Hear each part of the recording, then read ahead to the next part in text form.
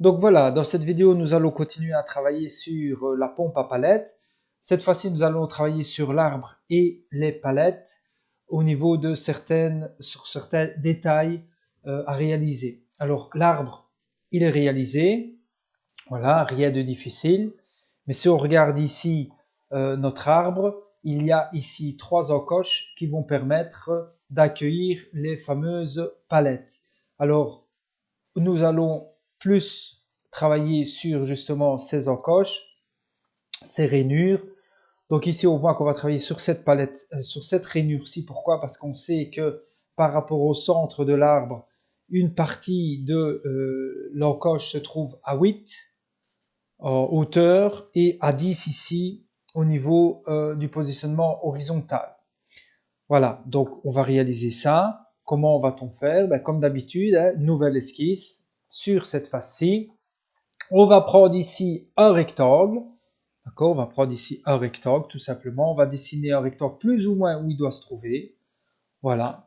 On sort bien ici pour pouvoir après extruder convenablement. Et il suffit de coter. Donc on va coter ici par rapport à l'axe. On a dit que ceci se trouvait à 10. Et au niveau de la hauteur, à 8.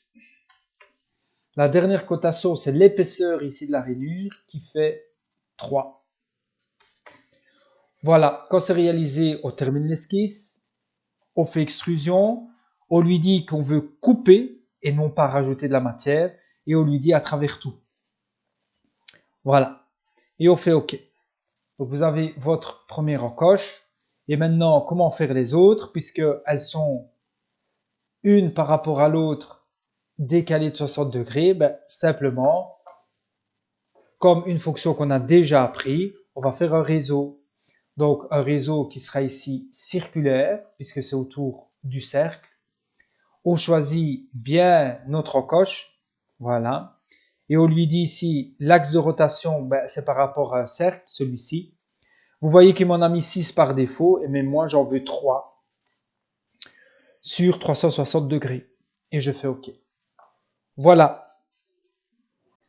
Maintenant que ça c'est réalisé, la seule difficulté qu'il reste, pour l'arbre en tout cas, c'est la rainure de Circlips.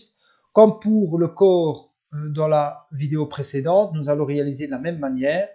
Donc ici, on va tout d'abord se mettre dans une vue qui permet de voir ce qu'on fait, hein, évidemment. Alors ici, on va aller dans décaler d'un plan, on se rappelle, on clique sur ceci, voilà, et on lui dit qu'on veut décaler de 62 dans la bonne direction, parfait. Voilà, pourquoi? Parce que ici, j'ai ma rainure de Circlips et par rapport au bord ici, elle est à 62. Voilà.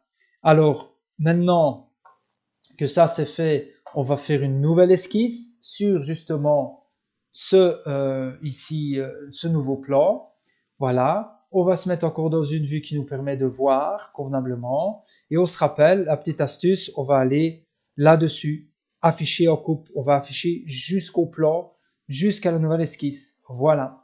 Ce qui nous permet maintenant de dessiner un cercle. Alors ce cercle, si on regarde ici, il est de 9,6. Donc on va aller dans cotation, on va lui dire 9,6. On n'oublie pas de faire le cercle extérieur de 10. Voilà, donc on va le faire comme ça exprès. Et on va mettre 10, comme ça on est sûr. Voilà, parfait. On va pouvoir donc ici faire terminer l'esquisse.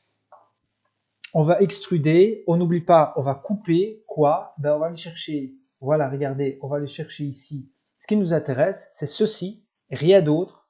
Voilà. Alors, on regarde le sens de la flèche, elle est dans le mauvais sens. Donc, on va simplement lui dire dans ce sens-là. Voilà. Et on n'oublie pas, on veut couper. On veut couper. Et alors, l'épaisseur, c'est 1,15. D'accord? Donc, on regarde quand même ce qu'on fait. Voilà, parfait. C'est dans le bon sens. Et à ce moment-là, on fait OK. Et voilà. Le plan qui vous a permis de faire tout ça, ben, on va le rendre invisible. Surtout pas le supprimer. Et voilà. on a terminé la pièce. On n'oublie pas le trait d'axe, comme d'habitude. On peut se mettre dans une vue générale. Voilà, la vue avant. Voilà. Parfait. Voilà. Voilà, donc on va continuer maintenant en réalisant la palette. Donc la palette ici, elle fait 3 d'épaisseur, 23 de long avec l'arrondi de 3 et le début de l'arrondi à 22,6 avec ici donc une largeur de 20. Donc on va aller dans Fichier, Nouveau, on prend bien standard IPT en millimètres puisqu'on crée qu'une seule pièce. Nouvelle esquisse, on choisit l'esquisse, on va prendre un rectangle dans un premier temps, on va lui donner son allure, on va le coter, ici on a l'épaisseur de 3, et ici voilà, on va mettre 22,6.